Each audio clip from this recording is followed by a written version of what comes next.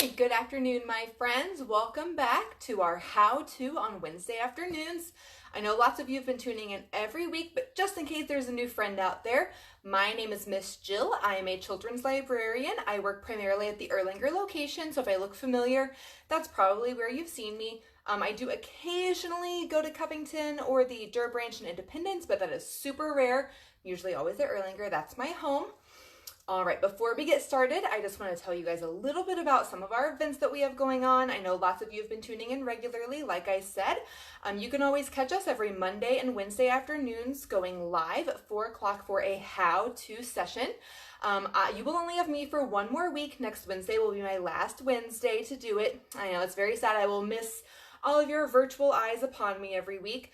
But then in June, we're going to have some new faces, some faces that you've probably seen around in the library. So some different people are going to be taking over on Wednesdays in June at 4 o'clock. We'll be featuring some of the similar type of things that I'm doing, stuff for you and your kiddos at home to do. On Mondays, we'll still be going live with a how-to at 4 o'clock, but we're going to be having more of a focus on adult crafts and activities because we know lots of adults are at home alone. Maybe you don't have kids, maybe your kids are older or younger, or you've just done enough activities with them and you want to do something on your own, maybe after they've gone to bed or outside playing or whatever.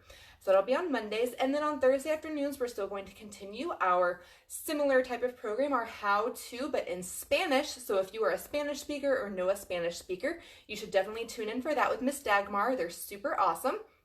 And you can find all of these events here on our Facebook page and our online calendar. Our online calendar has been updated to only reflect our virtual events. So we're doing primarily our programs on Facebook, but we do have a couple things that we've done on maybe Instagram, or some of our business groups are meeting through Zoom. So you can check there, see how we're meeting. Most of them are going to be right here on Facebook. You'll get that nifty little notification that we've gone live, so you can tune in or always check back and watch us later. All right, my friends. So now let's get started today. Today we are making edible, well, all sushi is edible. We're making candy edible sushi. So if any of you were in, I believe it was my last Wild Wednesday program at the Erlanger Branch, we did a Mulan night and we made edible sushi, even though Mulan's from China and sushi generally originated in Japan. Doesn't really matter because it's still fun to eat and it's basically just lots of candy and sugar, so it's really delicious, kids. All right. So the first thing that you want is Miss Jill used some packages, Rice Krispie treats. You could make your own if there's any Food Network fans out there. You know, we could just call it a nice rice cereal treat. Doesn't have to be the name brand. I purchased these just because they were easier. These were actually left over from my program in the library, and I figured why not use them here for you. So I just have a small little, this is just my square right there. I'm going to cut it in half lengthwise. This might be a little bit hard to see. I'm going to angle the camera down a little bit more.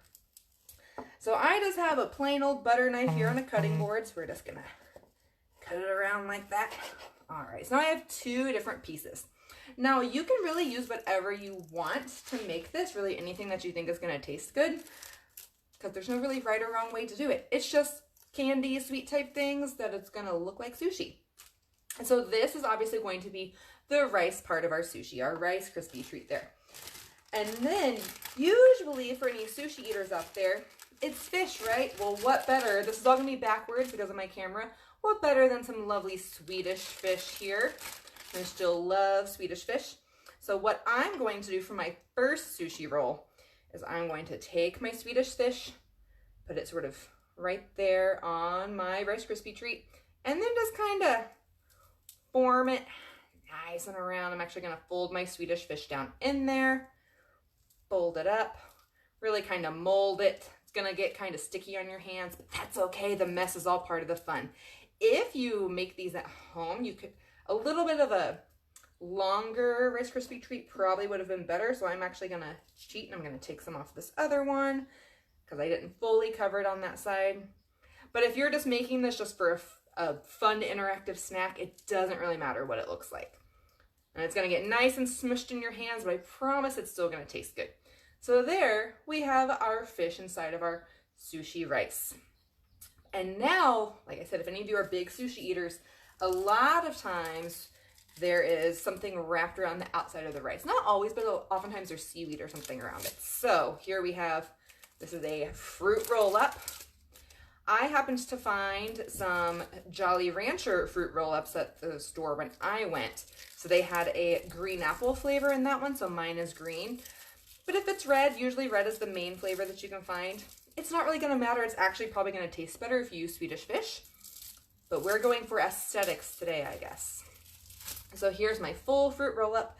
Now we don't need the whole thing, I guess. If you or your kiddo want to like fold it up to fit the whole thing on there, that's all well and good, but we maybe don't all need all of that sugar. You have multiple kids and you wanna just use 1 or 2 fruit roll-ups.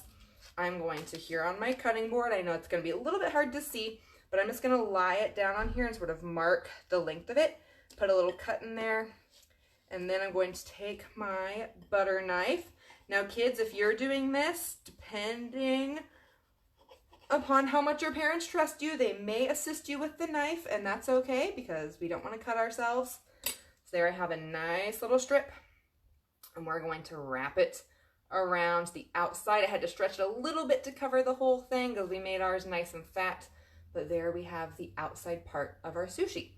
Now sometimes you go, and some of the rolls that you get have those sort of little orange dots on top of them, the smelt roe. Now these aren't just gonna be orange. I guess you could pick out just the orange ones if you wanted to, but we're just gonna use Nerds, one of Miss Jill's favorite candies. Now these, don't pour out an entire handful like me unless you maybe wanna like, except that I don't wanna talk to you with a mouthful of candy. I probably would have just popped half of those in my mouth before putting them on my sushi.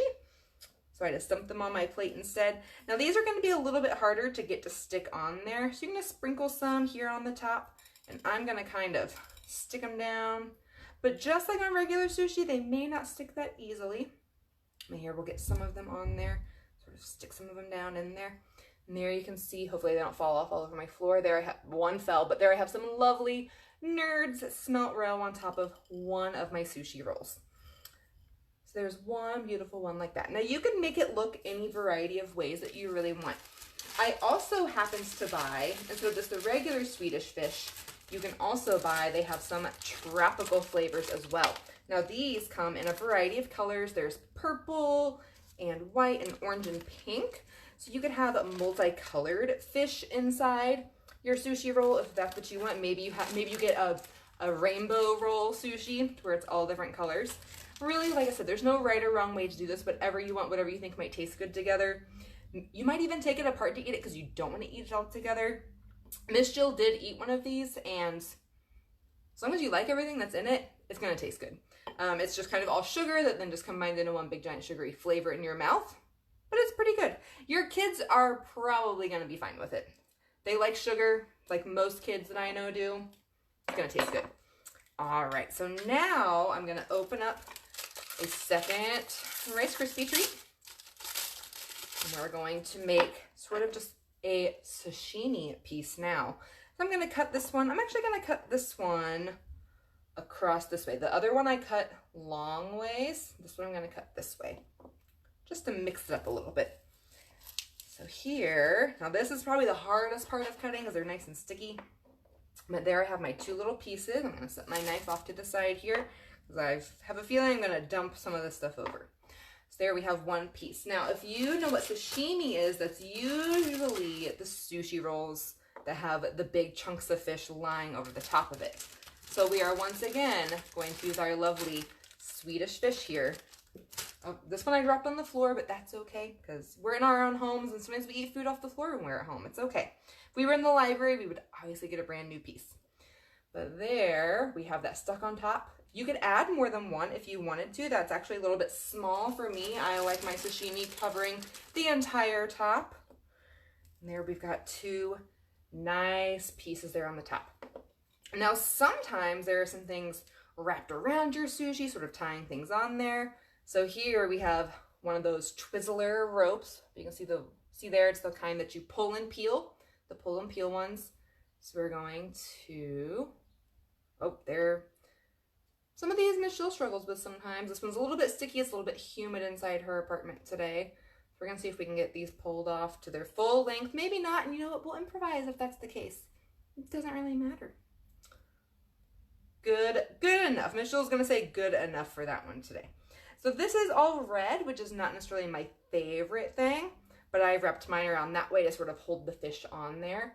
So it's kind of hard to see because it's all red. You can buy different colors of Twizzlers, or you could use the tropical Swedish fish, or maybe you like gummy worms. You can put gummy worms on there, gummy bears, fruit snacks, really whatever you want. Maybe you want to make yours really decadent and put some chocolate on there, a nice piece of a candy bar, like a nice chocolate bar on there. That tastes really good with the Rice Krispie treat. So you can tie it up like that. You could add some smelt roe to it if you wanted to. You could add even more fish. Let's add another fish on the top of it because why not? We can. There we go. It's going to be kind of hard to stick on there because I already wrapped the Twizzlers around it, but it kind of stuck. It kind of fell too, but that's okay. All right, friends, and that is edible sushi, candy sushi, because as I said again, all sushi is edible. I keep saying edible sushi, candy sushi. So nice and fun. Maybe you are a big sushi fan but want to do this as sort of a special little dessert thing, or maybe you really like sushi but maybe your kids don't. This is a way to get them sort of interact with it, and it's just sort of a fun activity. It's a nice, messy, fun craft to do. All right, friends, that is our time today. But just a couple of reminders again, all of our events are all up on our website and here on our Facebook page. You can catch us going live all the time. We're doing something almost every single day of the week, sometimes multiple times a day.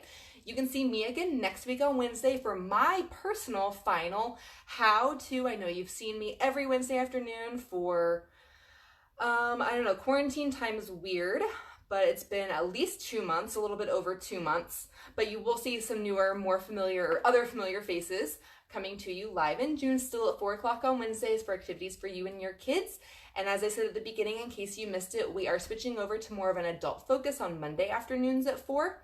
And we're going to just be having lots of other fun things going on. You can still see me on your live Facebook page. A couple of times in June, I'm going to be doing a couple of story times. That'll be something a little bit different. And maybe for my story time crowd, maybe some of this is a little bit too difficult for you. You can see me doing that.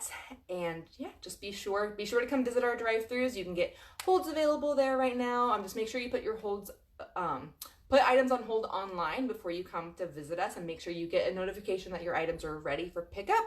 At my location at Erlanger, the lines have been super long. I don't know if you saw our video on Monday, but it is kind of a long wait. We do appreciate how patient you have all been with us. It's truly just awesome to see how much you guys all love and use the library, and we love having you back in some capacity. We can't wait to see you back in our buildings again, being able to come in and check out books and things like that. But for now, we love interacting with you here online, and I will see you all again next week. Bye, friends.